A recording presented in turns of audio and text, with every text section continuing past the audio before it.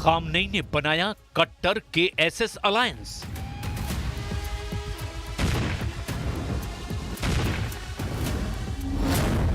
Baghdad के बारूद से जलेगा इजराइल।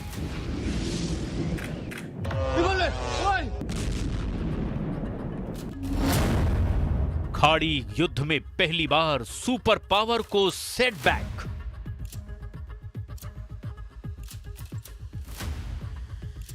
ये युद्ध रिमोट कंट्रोल से चल रहा है। रिमोट अमेरिका के हाथ में है। सुपर पावर जहां तय करता है, बारूद वहीं बरसता है। अमेरिका जिसे टारगेट बनाता है, इजराइल उसे अगले ही एक्शन में मार गिराता है। हमला चाहे तेहरान में हो, लेबनान में हो, गाजा की सुरंग में हो, चाहे वेस्ट बैंक की गलियों में हो, बिना अमेरिका का इशारा या मंजूरी मिले इजराइल कुछ भी नहीं करता। ईरान के सुप्रीम लीडर अली खामनेई ये आरोप हर दिन सरेआम लगाते हैं। खामनेई ये भी बताते हैं कि इजराइल को हराना है तो पहले अमेरिका को झुकाना होगा, जिसका पहला दांव ईरान ने चल दिया है। ईरान ने अमेरिका को बड़ा झटका दिया है। इस चोट से सुपर पावर तिलमिलाया हुआ है, जैसे इजराइल वॉर जोन में भयानक अंदाज में उतर आया है। अमेरिका भी जल्द कुछ बड़ा कर सकता है। इजराइल ने तो अब दिन में ही हिजबुल्लाह को पीटने का मिशन शुरू कर दिया है। वजह हिजबुल्लाह फाइटर में आई नई जान है। नए लीडर के नाम के ऐलान के बाद लड़ाकों ने अब इजराइल को बराबर की टक्कर देनी शुरू कर दी है। हमले की हद भी पार होने लगी है। रॉकेट, मिसाइल और ड्रोन का आक्रमण आउट ऑफ कंट्रोल हो चुका है। तो वहीं इजराइल ने युद्ध का वक्त भी बदल दिया है। ये बारूदी तांडव अब न रात में रुकेगा न दिन में। हिजबुल्लाह रात में पूरा जोर लगा रहा है, तो इजराइल ने दिन के उजाले में बारूदी डोज डबल कर दी है। दिवाली वाली रात लेबनान की तरफ से 200 हमले हुए, जिसमें मिसाइल और रॉकेट का हिसाब लगाना भी मुश्किल हो गया।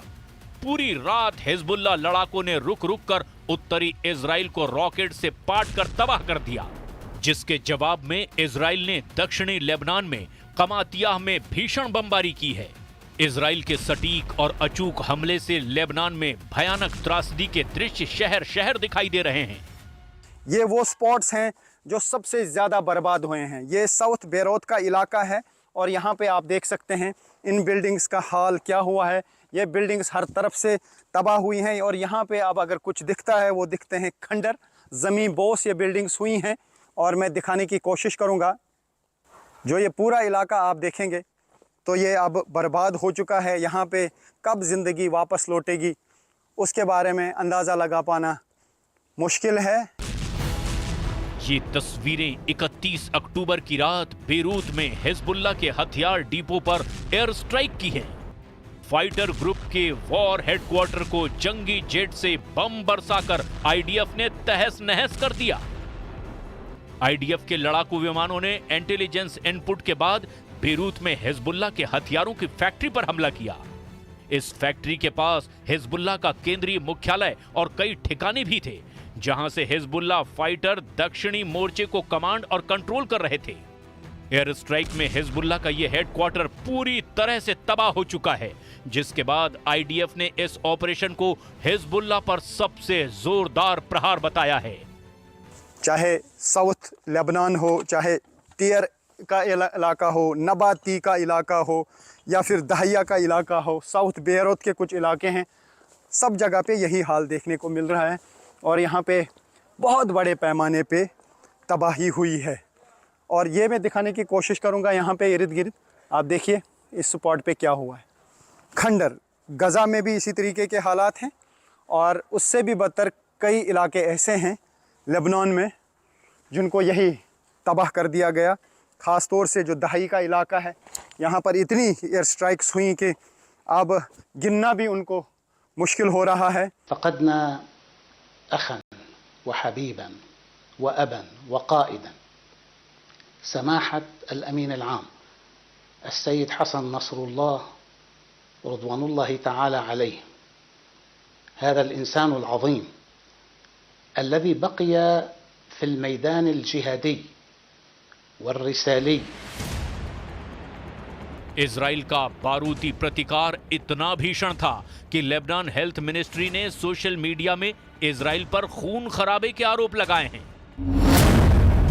कमातियाह में दुश्मन इजराइल के हमले में 3 शहीद और 5 घायल हुए हैं। कमातियाह अटैक के बाद हिजबुल्लाह लड़ाकों ने इजराइल के मेटुला और हाइफा में जबरदस्त पलटवार किया। मेटुला में हिजबुल्लाह ने इजराइल पर अब तक का सबसे बड़ा हमला करके 7 लोगों को मौत के घाट उतार दिया है। अपर गैलीली में भी हिजबुल्लाह के 10 रॉकेट ब्लास्ट की तस्दीक इजराइल डिफेंस फोर्स की तरफ से की गई। उत्तरी इजराइल में हिजबुल्लाह के हमले में 4 विदेशी नागरिकों की मौत हो गई है, जिसकी पहचान भी कर ली गई है।